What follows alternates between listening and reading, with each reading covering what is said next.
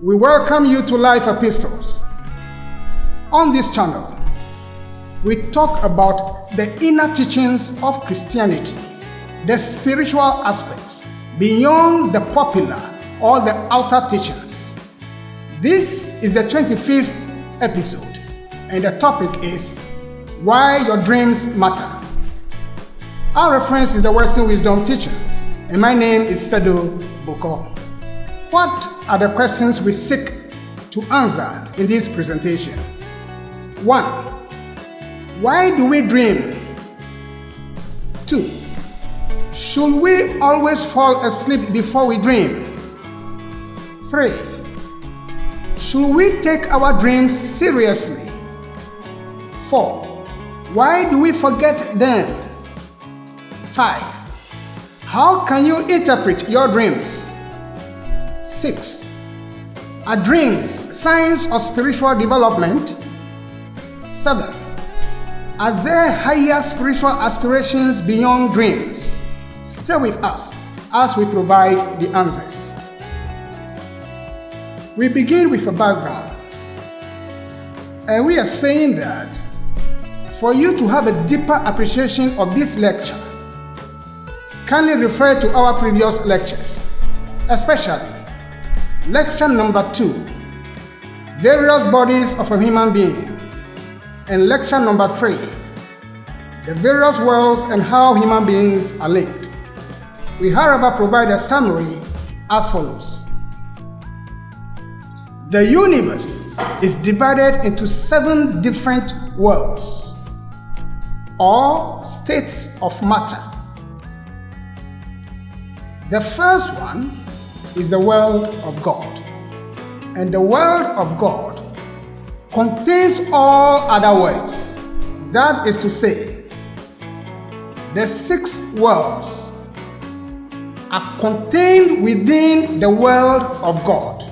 So in all, there are 7 worlds, and worlds we are referring to states of matter. So all the worlds are not of the same matter. I said the world of God is 1. 2, the world of virgin spirits. 3, the world of divine spirit. 4, world of life spirit. 5, world of thought. 6, the desire world. And 7, the physical world. We use our 5 senses to perceive the physical world, especially the chemical region. A majority of humanity is conscious of this world. The remaining worlds are beyond the 5 senses. That is to say, the 5 senses that we use as human beings are limited to only the physical world. Every human being has the natural faculties that connect him or her to all the worlds. But the challenge is that we have not developed those faculties yet to operate consciously in all these worlds. But generally, humanity is in the process.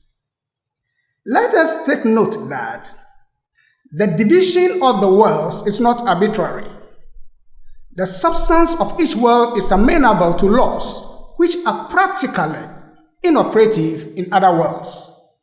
For instance, in the physical world, matter is subject to gravity, contraction, and expansion. In the desire world, there is neither heat nor cold, and forms levitate as easily as they gravitate. Distance and time are governing factors of existence in the physical world, but these are almost non-existent in the desire world. Every human being has bodies that are linked first and foremost to the Earth planet, and then to the other worlds. The 4 material bodies that every human being is using are the dense body, the vital body, the desire body, and the mind or the mental body. The spirit or the ego has 3 spiritual aspects, namely the divine spirit, the life spirit, and the human spirit.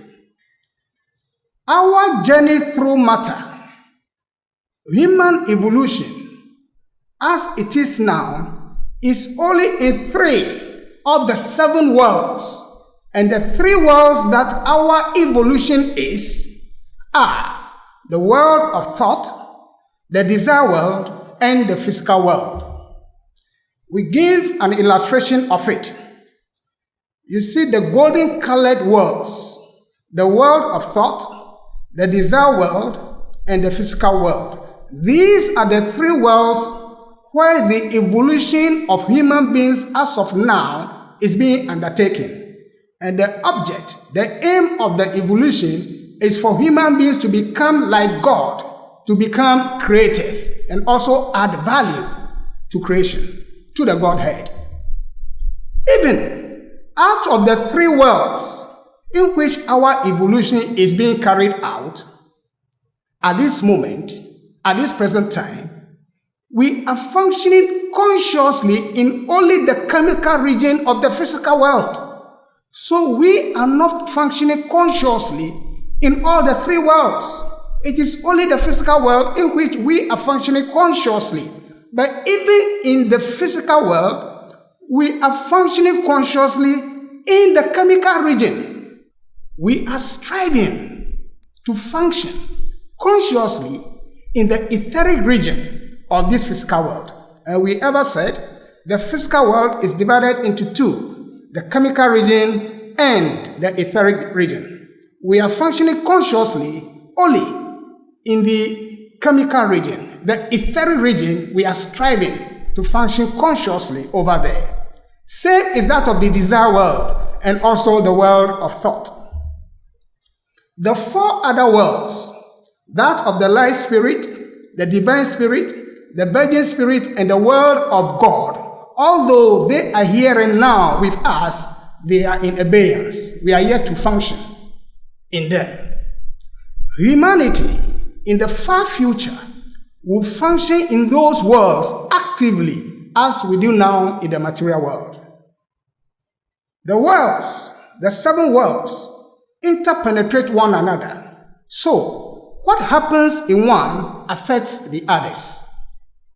Even though everybody has bodies that link up to all worlds, there are conditions to function consciously in any one of them. So you don't just get out and say, I'm going to function in this world. No, you need to have the capacity and you need to know what the conditions are to be able to function in that world.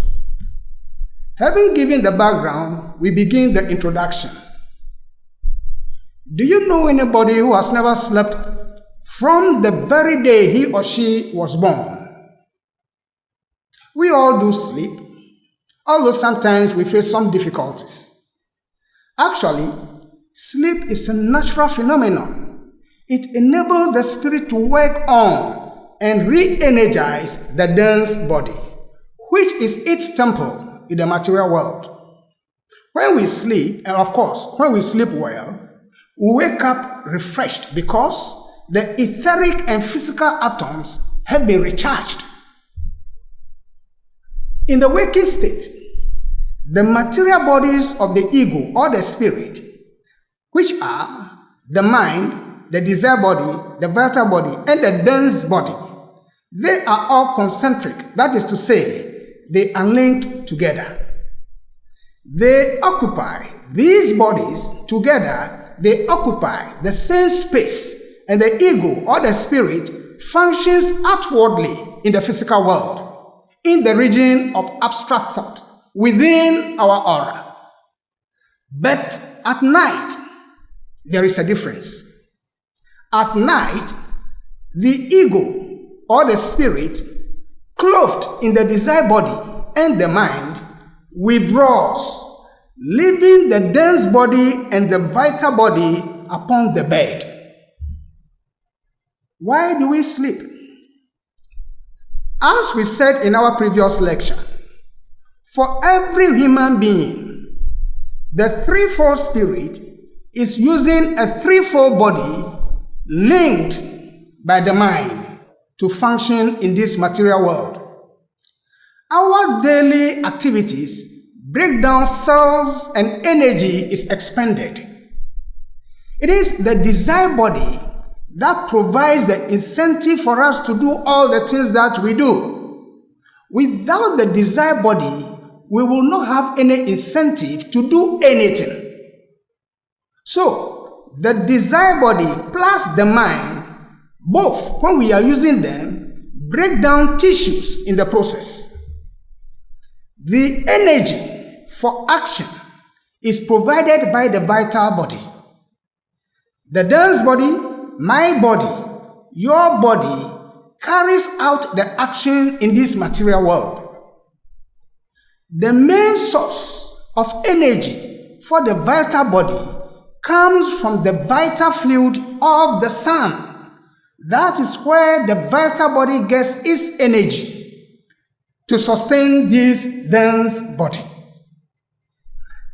The vital fluid enters the body through the spleen and undergoes a wonderful transformation to activate the etheric atoms and the physical atoms. It's the etheric atoms that energize the physical atoms. We also get vitality from the food we eat, especially plant food, which contains a lot of ethers. Of course, we don't have much ethers in animal products. We have a lot in plant food. So if you want to increase somehow your ethers, going for plant food is an incentive. The vital body, the chemical ether, aside from providing us with vitality, also does the repair of broken down tissues and cells. The mind, aside from being a check on the desire body, is also the link between the threefold spirit and the threefold body. By the mind, the spirit becomes aware of all that is happening in the material world.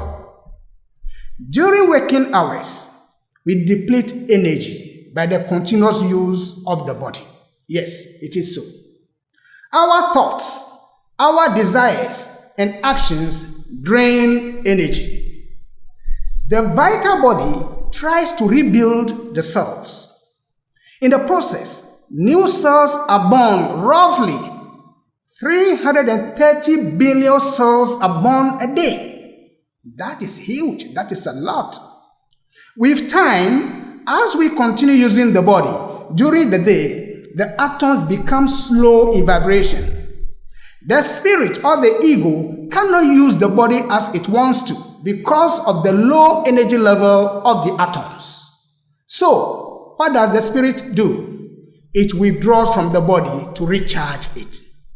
It comes out of the body through the Golgotha, the head, between the parietal and the occipital sutures, just like it does when someone dies. The withdrawal of the spirit or the ego through the head during sleep is the case of the ordinary person or the positively developed person. The negatively developed person or the involuntarily developed person, that person comes out of the body often in the night through the lower part of the body, the limbs, rather than the head.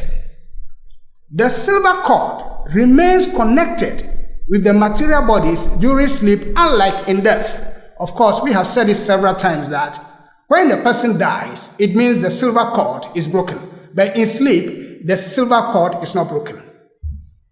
When the spirit or the ego comes out of the body during sleep, it does so with the two higher bodies, which are the desire body and the mind.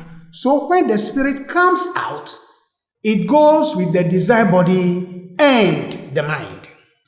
When we sleep, the body muscles become relaxed, the eyes closed, and external consciousness is shut. But let us not take it that sleep is an inactive state, as people generally suppose. Sleep is not an inactive state. If it were, the condition of the body will not be any different from what it was before we slept. Its fatigue will be just as great. But that is not the case. We wake up refreshed. In fact, Sleep is a period of intense activity. That is why brain activity is very high, just like when we are awake and going about our daily activities. It is all because the spirit is still using the mind and the desire body to function in the spiritual realm. And we have ever said it here that the physical counterpart of the mind is the brain. There is a difference between the mind and the brain. The more intense sleep is, the greater its value. For in the process, poisons in the body are eliminated. The poisons are from tissues that have been destroyed by mental and other activities of the day. That is to say, during sleep, tissues and cells are rebuilt and the rhythm of the body restored. The more thoroughly this work is done, the greater the benefit accruing from sleep. The spirit or the ego, my spirit, your spirit, must work upon its temple, and the temple of the spirit is the body. It must work on it before it will be fit to re-enter. That work is done mostly in the night when we sleep, although we are not conscious of it. This activity removes the poisons from the system to make the body fresh and vigorous in the morning when the spirit or the ego re-enters it and we wake up. Where does the spirit go during sleep? Generally, the spirit or the ego goes into the desire world, that of the earth planet, not any other place. Right here on this earth planet, the spirit or the ego goes into that desire world. Over there, it draws energy from the harmony of the spiritual worlds and channels that energy through the mind first, then the desire body. The desire body then channels it to the vital body, which lies with the body while we sleep. The vital body in turn re-energizes the physical atoms and the cells of the dense body. And we provide an illustration. To the left-hand side, we have the world of thought, the desire world, and the physical world. And you see the circles as they are. The channeling of the energies starts from the mind, and the mind gives to the desire body. And the desire body also gives to the vital body. And the vital body gives to this dense body. So that the dense body will be re-energized. While the spirit or the ego is out of the body, the vital body remains with the body. So the spirit or the ego, when it leaves the body, it does not live with all its vehicles, all its bodies. It leaves the vital body. The two lower ethers of the vital body, the chemical ether and the life ether, they perform the normal functions. For example, breathing, heartbeat, blood circulation, body heat, digestion. Those ethers take care of them while we sleep. But there is a big but. A highly developed person can live with the two higher ethers of the vital body.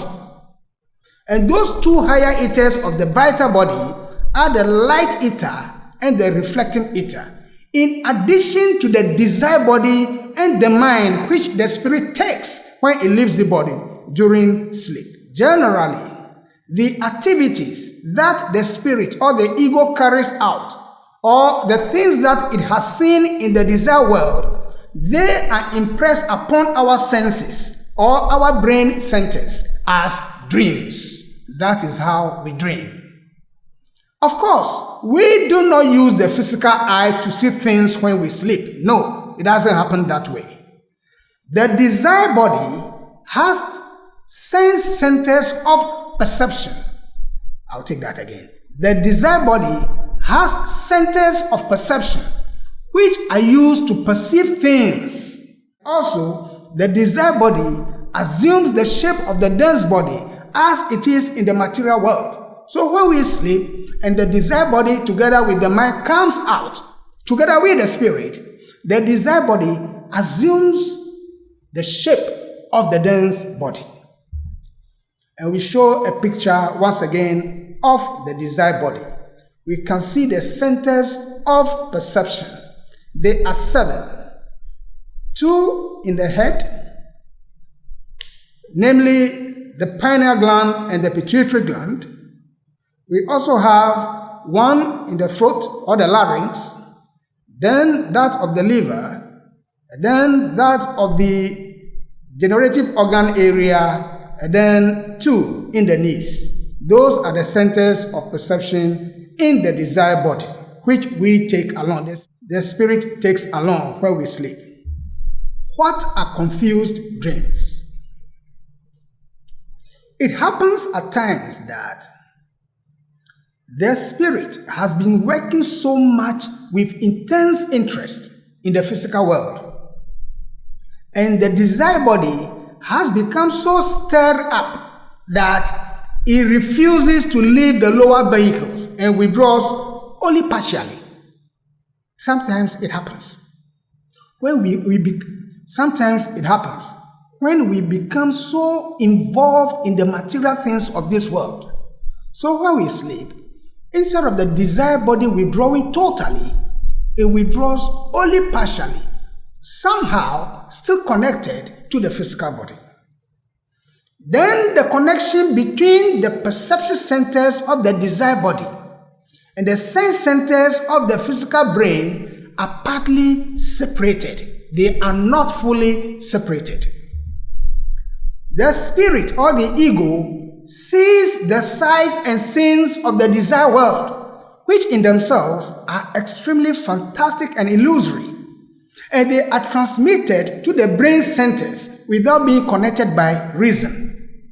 From this condition come along all the foolish and fantastic dreams which we have. It's all because the spirit has not fully withdrawn with the desired body and the mind. Let's share in this story. Some years gone by, a young man who did petty trading in Community 1 market area told his colleagues in the morning that he had a terrible dream the previous night. What happened? In the dream, he saw that he was put in the morgue at the hospital. Everybody screamed on hearing this. He was told to be extra careful. But as the day wore on to a close, he, at about 4:30 p.m., asked his colleague to give him his bicycle to check up on a few things close by. His friend, of course, obliged. Just as he got onto the main road, an oncoming vehicle hit him. Instantly, his life ended. What do you say about this? We talk about meaningful dreams.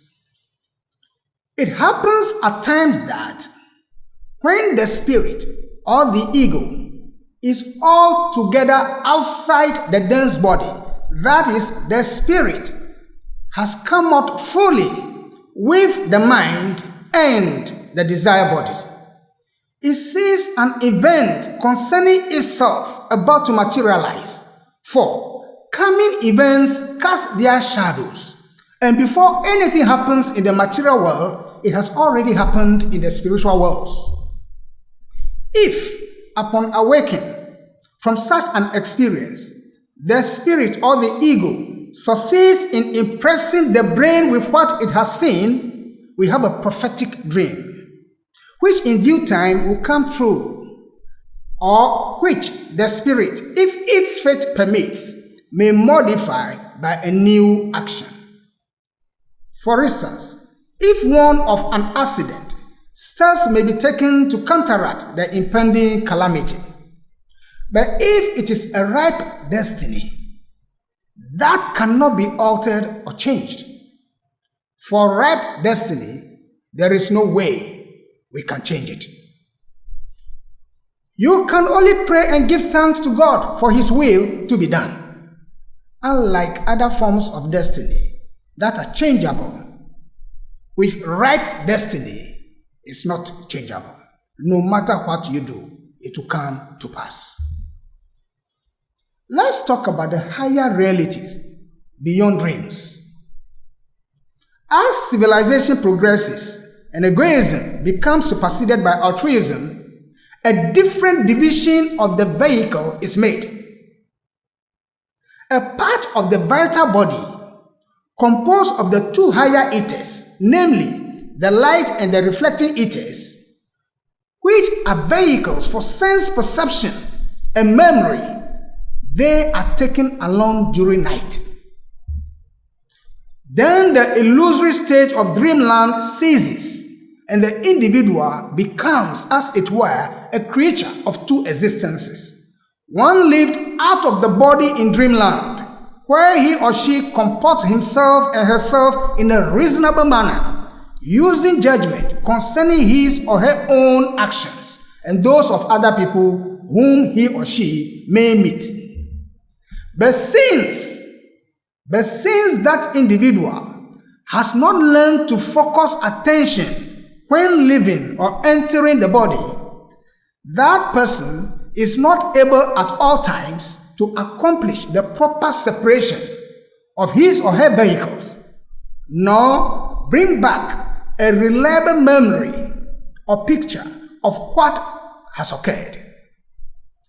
For the person to be conscious and live the body consciously, only one thing can make it happen, and that is initiation into the inner worlds. Only that can supply the necessary knowledge of how the individual can consciously come out of the body. Most humanity, most of us, we fall asleep without knowing how we fall asleep, unlike others. It is an inner experience. Initiation is an inner experience whereby the qualified individual is taught how to come out and re-enter into his or her body at will. It's not an outside ceremony. It is an inner experience. That is what we're talking about in terms of initiation. Let us look at the classification of dreams. There are nightmares. What are they? They are dreams that are bad, frightening, and unpleasant due to many factors such as bad habits, drug addiction, anger, alcoholism, sensuality, and spiritualism. Often, the person attracts horrible entities in the desire world. Generally, there is no harm in the desire world, but it takes spiritual maturity to subdue evil entities that take pleasure in harassing or frightening people. With love, they can be overcome. Let's look at prophetic dreams. This type of dream often reveals a future event and is popular in the religious circles. It is important to take notice of them, since often they come with a warning and the need to prepare to take action, if within control. Prophetic dreams may also reveal a new chapter in a person's life. Prepare yourself when you have such dreams.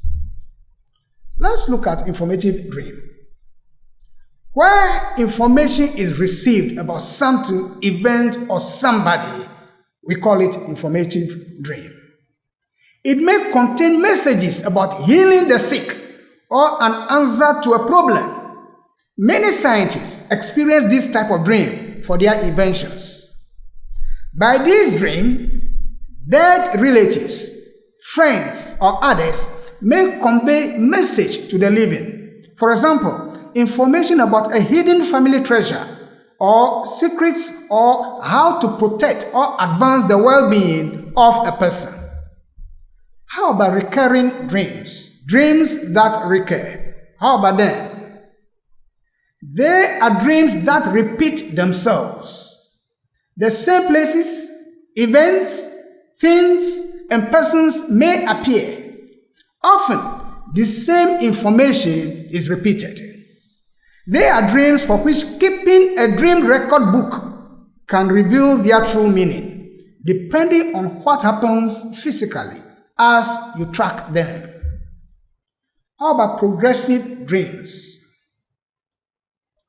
They are a type of dream whereby you wake up from your sleep and briefly do whatever you want to do, and when you go back to sleep, you continue with the same dream, especially from where you left off.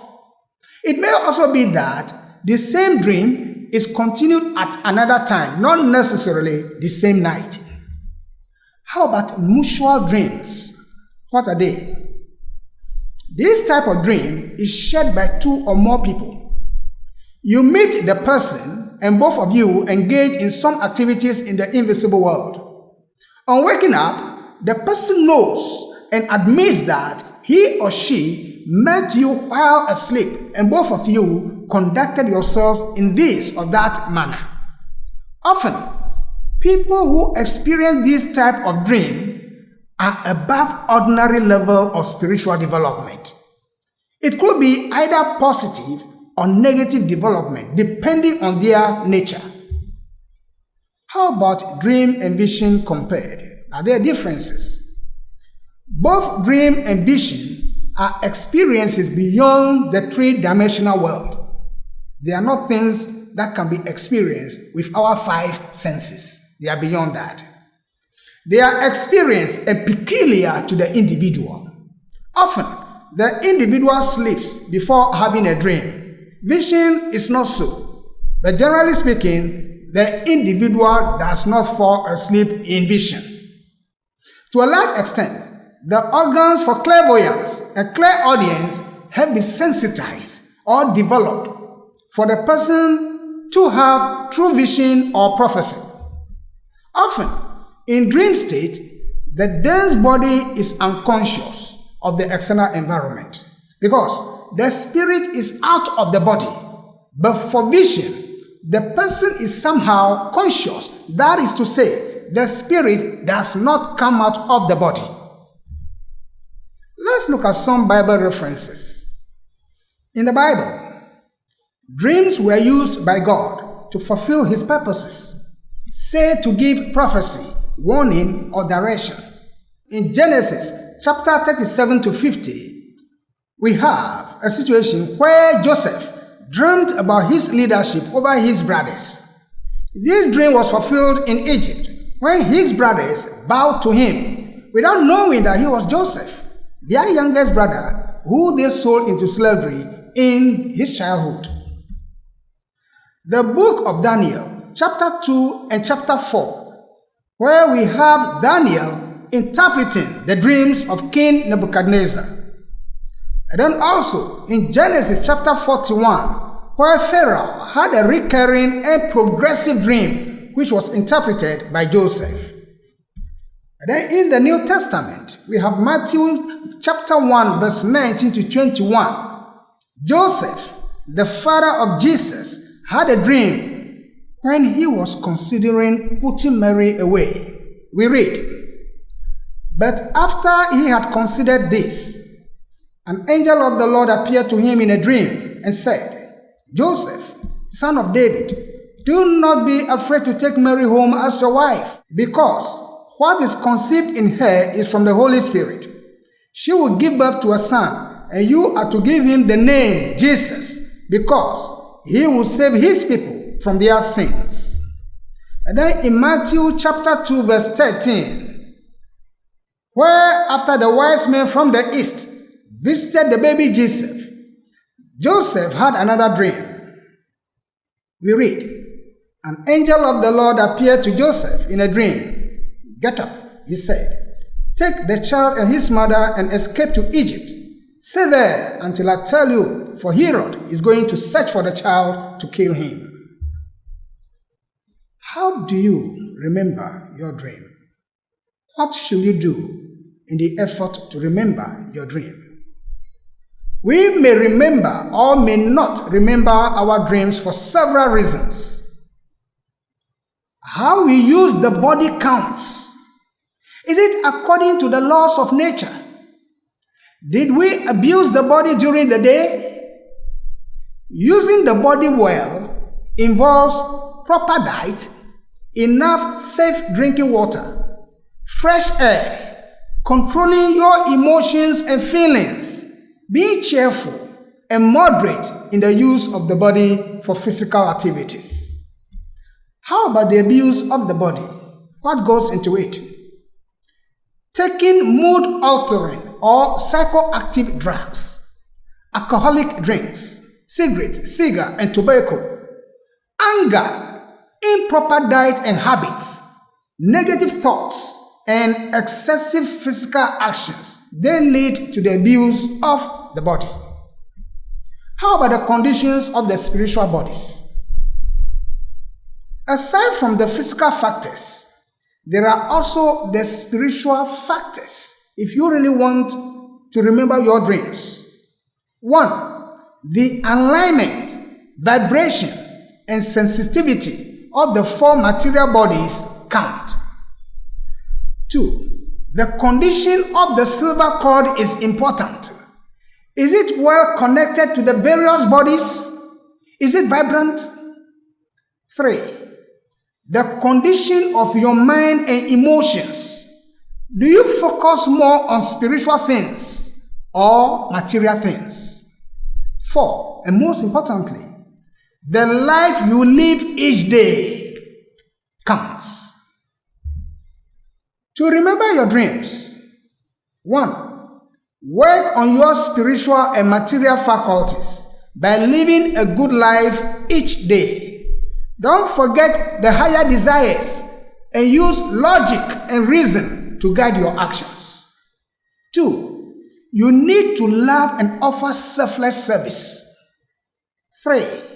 Perform the spiritual exercises of retrospection and concentration, and we ever talked about them in our previous lecture. 4. Develop your mind by thinking in the abstract, logic and philosophy, reading, mathematics, and so on. Try to recollect, in case you want to do a little bit of exercise. On waking up, try to recollect your dreams immediately. While still lying on bed and without opening your eyes to avoid distraction, try to play back your dreams. You might not get it right at the initial stages, but with time you will be able to recollect many more of your experiences in the inner worlds. How about record keeping? Keep pen and paper by your bedside or a diary as a dream record book. Write your dreams, what you remember, especially certain persons that you meet, symbols that you see, or images. It does not matter how often you wake up in the night. Once there was a dream, write it down in your dream book. That is important. You may use your smartphone too. It helps you to organize your dreams even better, searching certain words, images, or symbols. How about dream interpretation? In the long run, you are the best interpreter of your own dreams. Having recorded your dream, especially the vivid ones, see what your experience will be like in the physical world in the coming days, weeks, or months. Certain persons, experiences, images, or symbols may appear often in your dreams. See what happens physically after those things have appeared. Track them. Dream books, of course, they are on sales in bookshops and other places. They may help in the initial stages. Some people also have the gift of dream interpretation. You may share your dreams with them.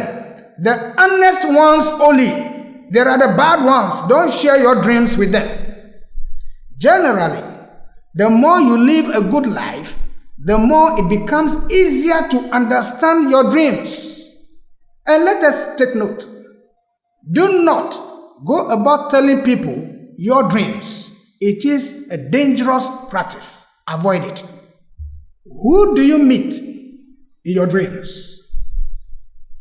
The beings or people you see or meet in your dream are not using the dense body, just as you are also not using the dense body. they are using the desire body. And as we ever said, the desire world, where we go when we sleep, is populated by many beings, including animals, human beings, the dead, of course, they are also there, demons, elementals, angels, archangels, and so on. They are all in the desire world. The dead can make contact because you are in the desire world during sleep using identical body, which is the desire body. But we are not conscious. Neither do we know the laws there. We don't know the laws in the desire world and how to even conduct ourselves when we get there. In many cases, we try to apply what we know in the material world over there, and it doesn't work like that. To a very large extent, your interaction with people in your dreams is a function of the type of life you live on earth, your true nature. Your character and habits are potent factors because like attract likes. So if you are a bad person on earth, when you sleep, never think you will be with angels. It doesn't work like that. If you are a wicked person, sleep will not transform you into an angel. If you are a drunkard or the sensual type, sleep will not transform you into a saint. You are over there as you are over here, and your wicked actions or low desires may even vibrate more over there in the dreamland. The activities of wicked people in the spiritual world may even have more dangerous effects in the physical world. The question now is, should you rely on your dreams? It depends on you. You have the free will to take your dreams seriously or not. Nonetheless, from what we have said so far, it will be unwise to disregard all of your dreams. And why are we saying so? Because, among other things, some people in their spiritual development unfold their spiritual faculties first through dreams. That is how it works for some people.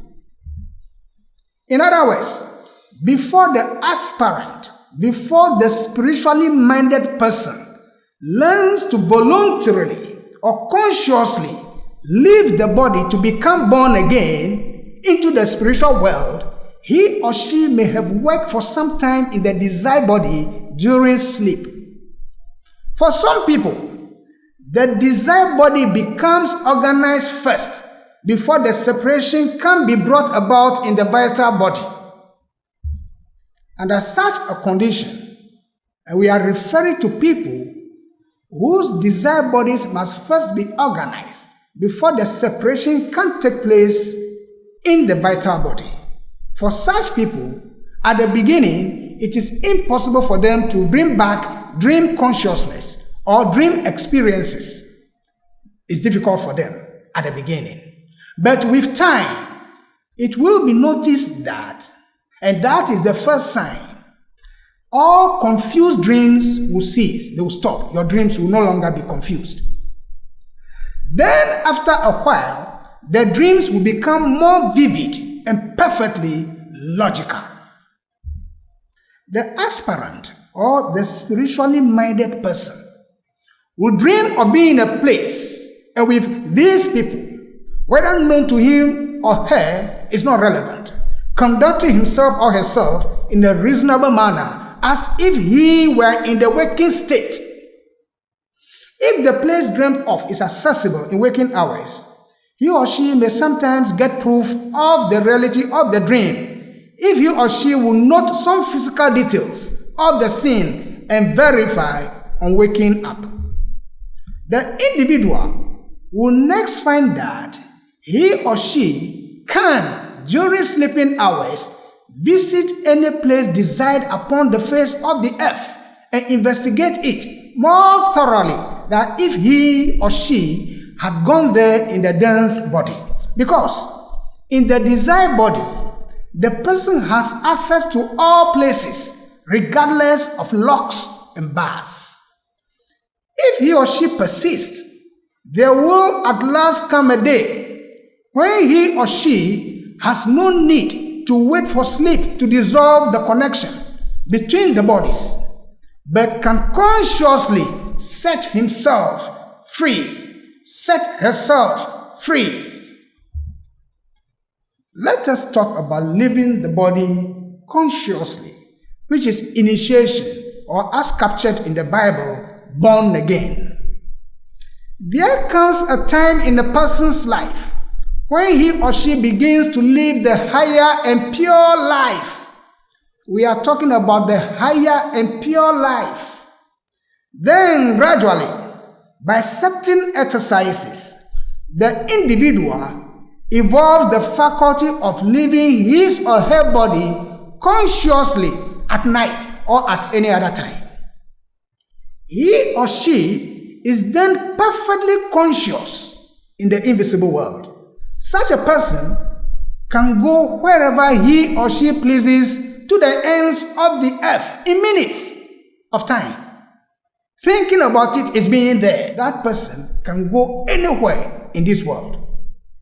The born-again individual learns how to consciously work in the invisible worlds. So, he or she does not dream any longer, but lives another life that is more real than the one he or she now lives in the physical world. That is the essence of Christianity. To be born again consciously into the spiritual world. And in achieving this, for you to be born consciously into the spiritual world, the soul body, which comprises the higher light and reflecting ethers of the vital body, the soul body has been built and mature enough to separate. It is attached to the desire body and the mind. So the person does not live with only the desire body and the mind, but the two higher ethers of the vital body, called the soul body, also go with the person. The individual can go to any part of the globe, still connected by the silver cord. At a higher level, at a very high level, such a person can materialize or appear and perform service elsewhere, while the original dense body lies on the bed in his or her room. Solid materials, water, air, or fire, there are no barriers to such a person. The individual can go through them without any obstruction, fully aware, directing, and in control of her or his faculties. He or she can appear and disappear, but training is required to be able to function properly in the desired world, and it takes time. The spiritually born again individual has gone above dreams. We are not to get ourselves stuck to dreams. We are required to go beyond dreams. That is why the spiritually born again individual has gone above dreams. He or she is a citizen of both the super physical world and the physical world. The person operates in two worlds consciously. He or she knows how to consciously leave the body and re-enter through the head. He or she alone knows how to go out and come in and will have no fear that a different entity will possess his or her body while away from it. In fact, the spiritually born again individual is prepared and ready to meet Christ. The soul body is what we all must aspire to build and function to become true Christians. Without the soul body, our job as Christians is not done. Gravity has no power over it. That is the spiritual body our Lord Christ Jesus will use on his final return. And only those who have built it and functioning in it can levitate and meet him in the ethers. Christ Jesus will not use the dense body again. And with time, we will talk more about this into details. Friends, we hope you have learned something new in this lecture. Do you have any questions? Do you have any comments? If yes, post them into our comment section. By the way, have you subscribed to our notifications? If you have not, this is the time to do it. Do it now.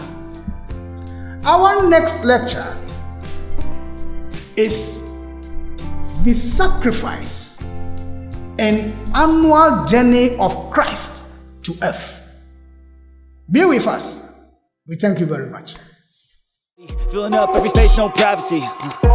And silently, it could build and build until you finally see. Whoa, it's taking over, damn no closure, moving closer. No exposure, I just wanna be a loner. Some can't stay sober, looking over all this.